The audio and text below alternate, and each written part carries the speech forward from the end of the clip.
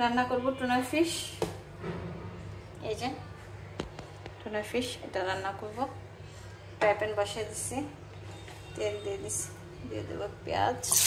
তেল গরম হয়ে গেছে, তারপর দিয়ে দেবো সাথে একটু রসুন কুচি,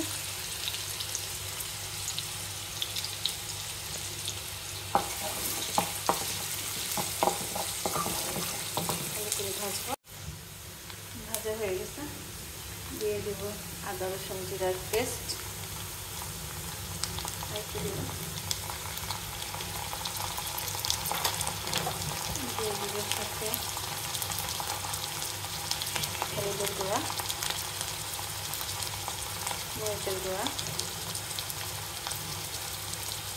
সামান্য একটু ধনিয়া আর জিরার গুঁড়া, দিয়ে দেব লবণ,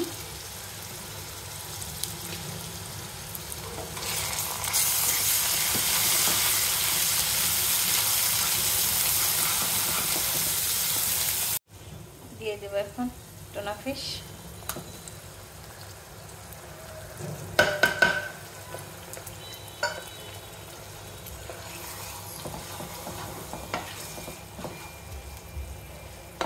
তারপর দিয়ে দেবো টমেটো,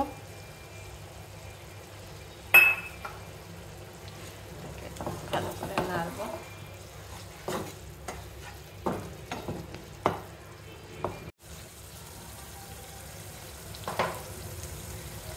দিয়ে দেবো পানি,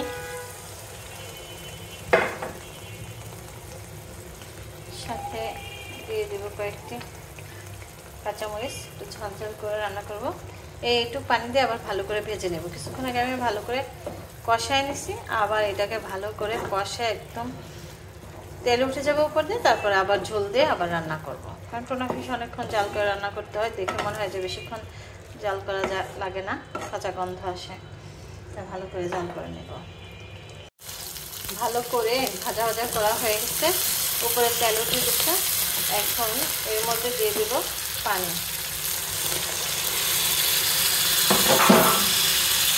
পানিটা দিয়ে এখন আবার ভালো করে জাল করে নেব।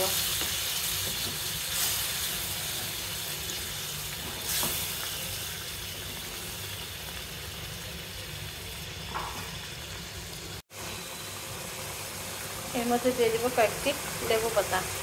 লেবু পাতা আমার গাছের, লেবু পাতা না দিলেও চলে, থাকলে দিবেন, না থাকলে নেই। আমি লেবু পাতাটা দিই সবসময়। টুনা ফিশ রান্না করলে উঠানোর আগে লেবু পাতাটা দিয়ে উঠালে খুব সুন্দর একটা ঘ্রাণ হয়।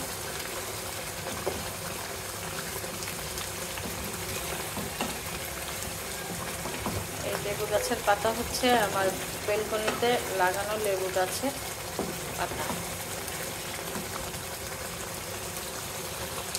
উপরে তেল উঠে গেছে, হয়ে গেছে, নামায় ফেলবো।